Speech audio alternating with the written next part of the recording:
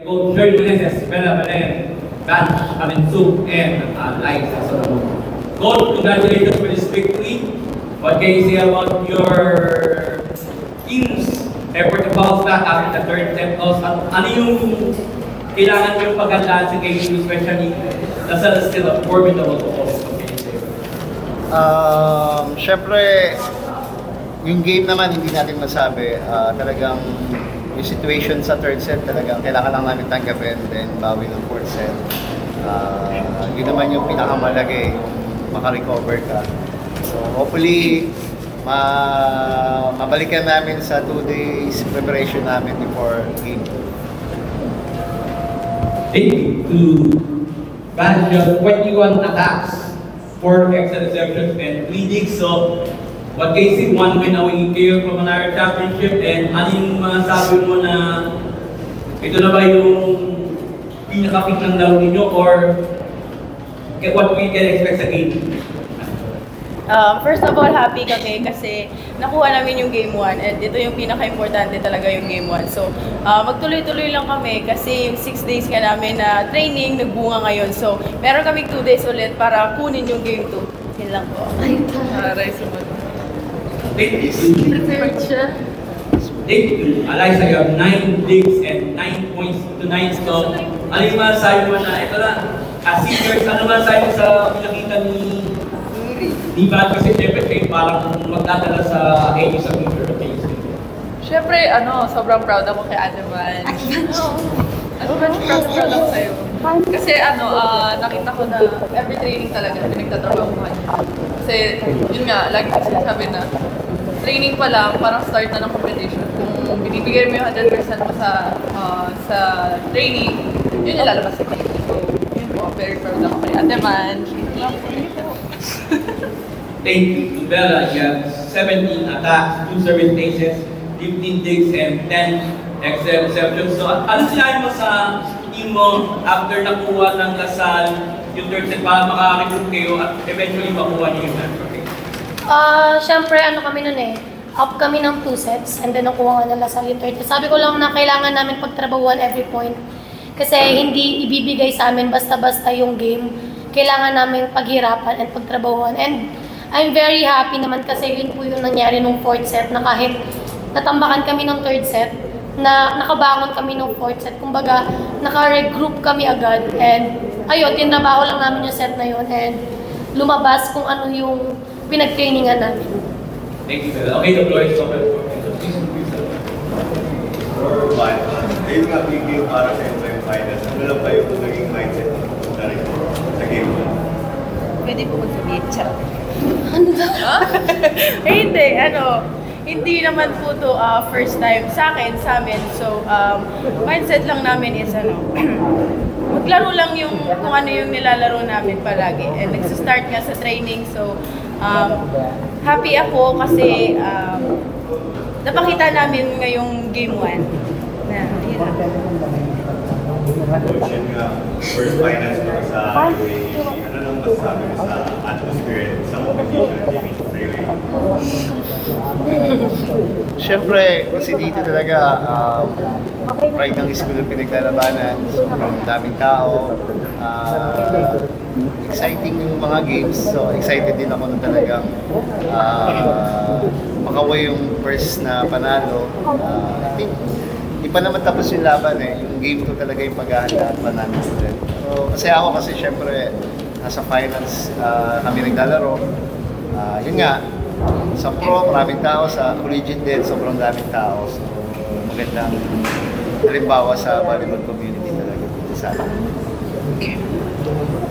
For Eliza and Bella, if you was to be your last game, reclaim sa UAE, how would you look back na lang sa journey as Navy Blue kasi what would gawin sa game looking for you, considering na lahat ng pinagdaan sa Nazareth hanggang sa Queen? Ako, proud ako kasi may naiwan kaming history simula season 84. Parang before pa lang kaming mag-enter ng collegiate, parang sinabi na namin magkakamatch na bibigyan natin ng championship ng end. So, ayun, siguro yun po yung start ng I'm very happy lang kasi karamihan dun sa team namin nung high school nag-continue sa NU sa college. So, malaking factor siya sa ginagalaw namin ngayon kasi kilalang-kilala na namin yung bawat isa and nakikita naman po namin sa laro kung paano siya nakakatulong sa amin. And ayun, I'm very happy lang kasi may naiiwan kami sa mga bata. Lalo na marami pong susunod pa sa amin. So sana may maiwan kaming maganda. Follow up din sa'yo, Ben. May naiwang maganda. Well, 2 days ago, graduate ka. So, gano'n na ma-overwhelm yung mga huling araw na nagdaan na from graduation, then build up ngayon sa finals. So, kumusta na yung emotions? Ang emotion talaga, emotion ba ang pagod? Hindi, nararamdaman ko yun. Basta nakakapagod po siya kasi syempre may commitment ka dun sa graduation, tapos may training pa po kami after nung graduation namin. Sinabi lang namin, kami mag-teammates na yung pagod namin may kapalit. So, kailangan na namin ibuhos lahat. Kasi nasa huling stretch na kami ng season. So, yung pagod namin, andyan lang yan. Kasi lahat naman pagod eh. So, ayun, I'm very happy kasi nakikita ko sa teammates ko na kahit halos mamatay na kami sa init, sa gym, ganyan. Mamatay na kami sa training. Hindi na ano pa rin, kumbaga yung passion and yung hard work namin hindi nawawala. And I'm very proud din sa NU kasi palaki na ng palaki yung community namin. For the players lang, Ben talked about yung familiarity since high school and then now in college. Siguro pero malang bagay lang din yun for itong game man na, to win in 4 sets tapos one win away from the championship. Sobrang laking bagay po siya. Kasi parang kilala na namin yung bawat isa. Kung nyari, nag-error man si ganito, alam namin kung paano siya i-approach. Kung wala man sa mood si ganito, alam namin kung paano siya i-lift up. So, malaking bagay talaga yung chemistry, lalo na po sa volleyball. And ayun, nakita naman namin throughout hindi lang ngayong season, kumbaga kahit yung mga past season, nakita namin kung paano nakatulong yun sa pagkamit namin ng championship.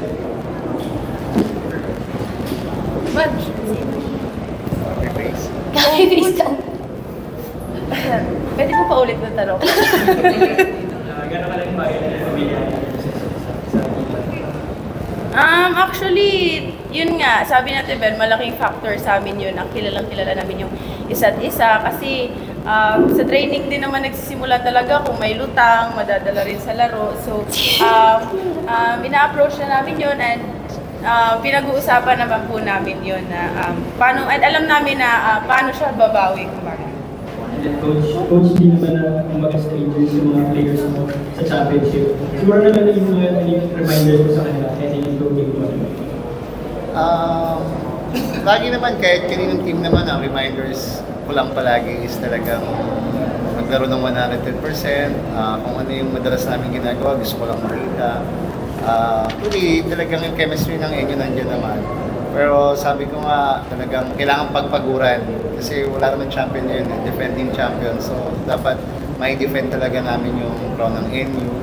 And I think yung assignment talaga is ma-defend. So, talagang hindi kami magsasawang mga coaches mag-remind sa kanila, magbigay ng instruction, ng motivation.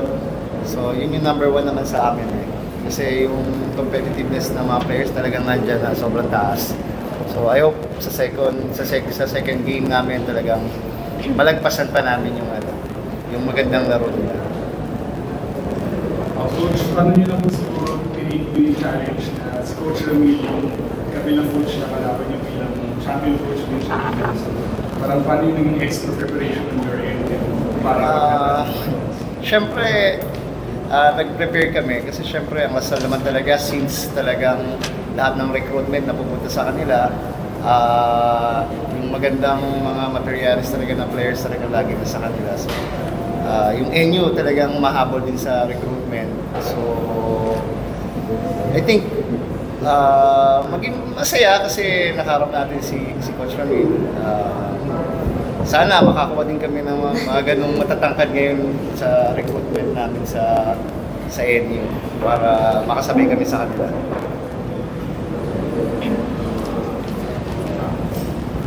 Coach, itong pinaka-kaya yung mag-close out. Siyempre, although yun nga, advantage na kayo sa first game 2 and nasa scale of goals to coming back. So, paano mo i-handle itong sitwasyon na ito? Siyempre, kahit sabihin natin na momentum na sa inyo, it will take 3 sets to win the match. Okay? So, Yes, lagi naman, after game, lagi ko naman sinasabi sa kanila na yung close-up talaga pinakamahirap. Pati nga yung second set nasabi ko sa kanila, talagang kailangan magpakapagod lang kami, mag-focus kami sa ginagawa namin. And syempre, yung pinakamalaga is hindi ka mawala sa focus na okay, nakuha na rin yung third set. Recover lang palagi. Volleyball naman is recover naman talaga lagi. So hopefully, lesson sa amin yung nangyari. and to the seniors na Bella, Eliza. So, are you gonna handle it? Siyempre, baka madala kayo ng emotion, baka last UA match yun ako, yung Wednesday. So, are you gonna handle this? Siyempre, makuha yung first ever back-to-back championship ng AD sa UAB World Cup. Ako for me, hindi naman namin masyadong iniisip na talagang nanalo kami ngayong game kasi hindi pa naman po tapos.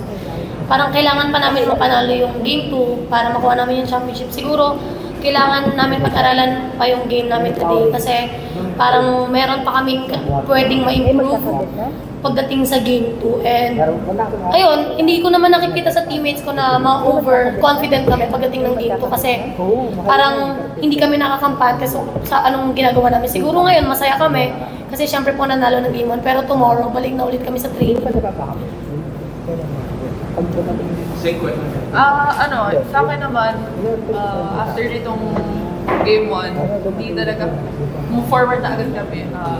Tatrabahuhin namin kung ano yung mga pagkukulang namin and yun nga, sa emotion naman parang okay, maging masaya tayo ngayon pero bukas trabaho naman ulit. Congratulations, Coach. Thank you po. Thank you po. Thank you po. Thank you po.